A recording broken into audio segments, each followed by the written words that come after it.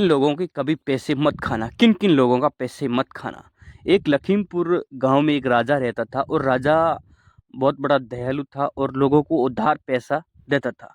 तो उस राजा का नियम था कि जो लोग पैसे ले जा रहे हैं, तो उनको 2 ही बातों पर गहन करके देता था, रजिस्टर में नाम लिखता था और जो लोग उसको लोगों को राजा पूछता था कि आप इस जन्म में पैसे चुकाएँगे या अगले जन्म में पैसे चुकाएँगे?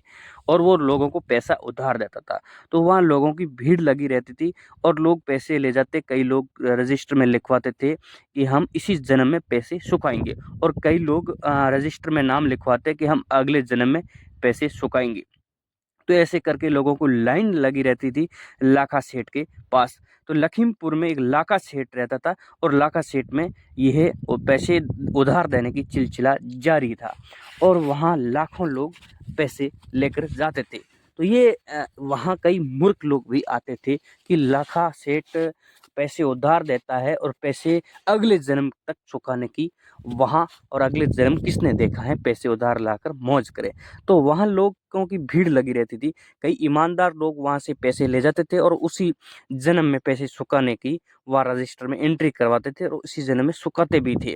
और कई लोग ऐसे मूर्ख थे कि अपना क्या जाता है, ये तो कहता है कि आप अगले जन्म में भी चुका सकते हो। तो अपन अगले जन्म में किसने देखा अगले जन्म में क्या हो सकता है?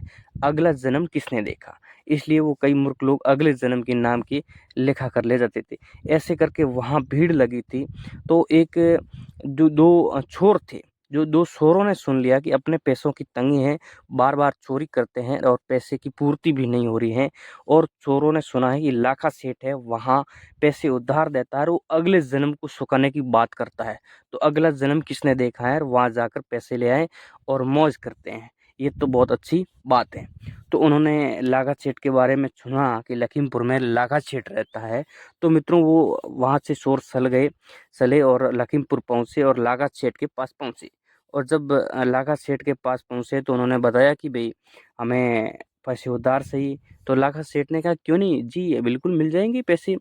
बताओ नाम एंट्री करो और लिखो। और लाखा सेठ के कई लोग रखे हुए थे पैसे उधार देने के लिए और लिखने के लिए, एंट्री करने के लिए।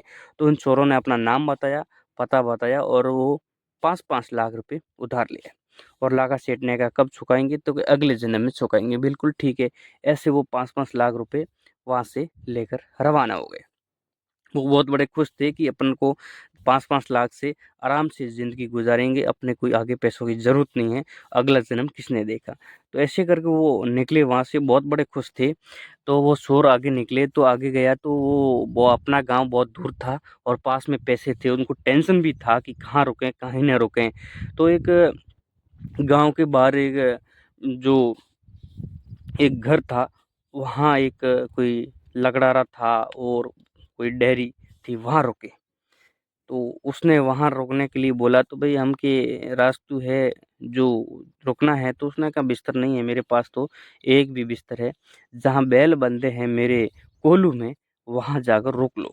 और वहाँ बैल हैं, वहाँ रुक लो। आप वहाँ एक खाट पड़ी है, वहाँ सो जाओ। तो वो लोग वहाँ पशुओं के जो कोल्हू था, जो तेल पीसने की घानी, वहाँ वो लोग रुके और एक बैल, एक पाडा वहाँ बंधे थे।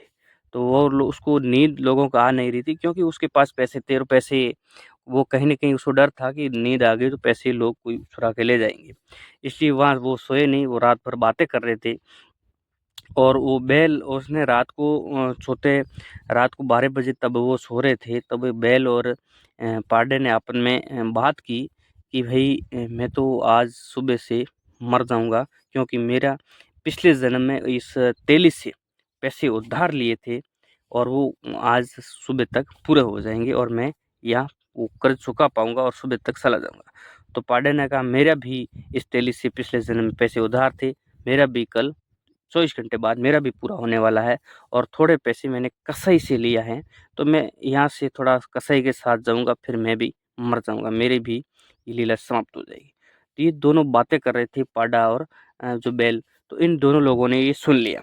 ये दोनों लोगों ने ये बात सुनी तो उनके मन ही मन ये आना लगा कि कहीं न कहीं अपने को भी ऐसे बैल बन के वो उस राजा को सॉरी उस सेठ को पैसे चुकाने पड़ेंगे।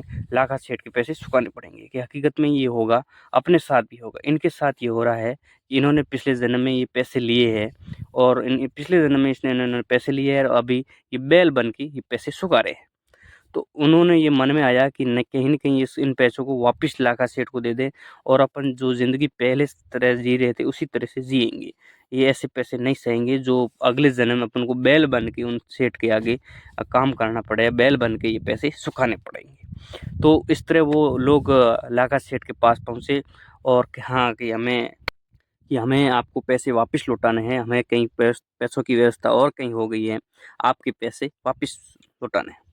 तो उन्होंने रजिस्टर खोला लागा सेठ ने, तो रजिस्टर में लिखा था ये पैसे अगले जन्म में हम चुकाएँगे।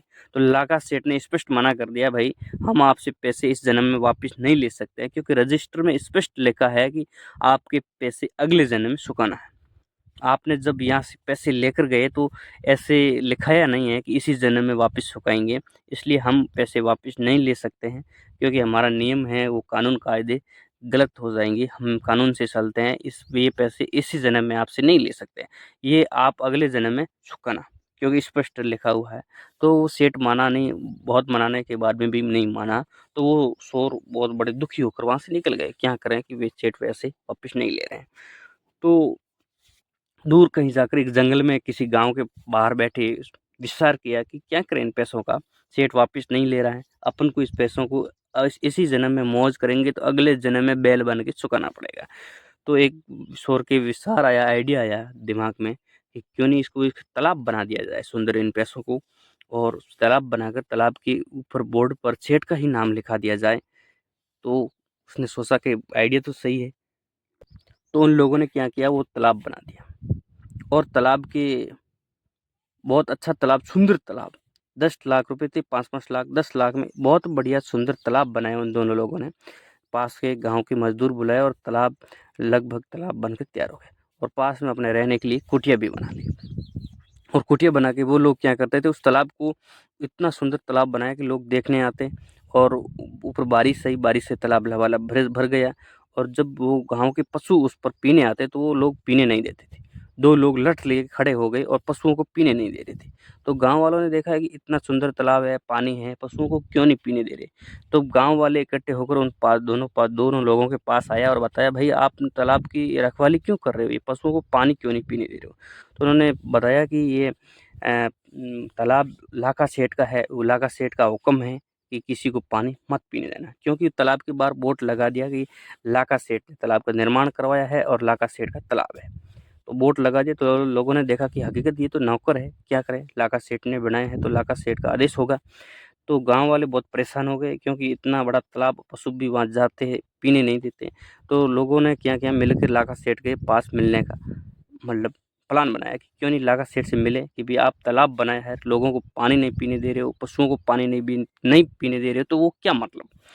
तब लोग लाखा सेठ के पास पहुँचे तो लाखा सेठ ने कहा कि भई हमने तो कहीं तालाब ऐसा बनाया नहीं है और लाखा सेठ घबराया हुआ था कि इतने लोग ये गुस्से में क्यों आ गए, मैंने क्या गलती कर दी? तो गुस्से में जब लाखा सेठ ने बैठा, उसने बातचीत की तो लोगों ने मुझे समस्या बताई कि ये समस्या है, आपके नाम का कोई तालाब है और वहाँ ऐसे लोग हैं।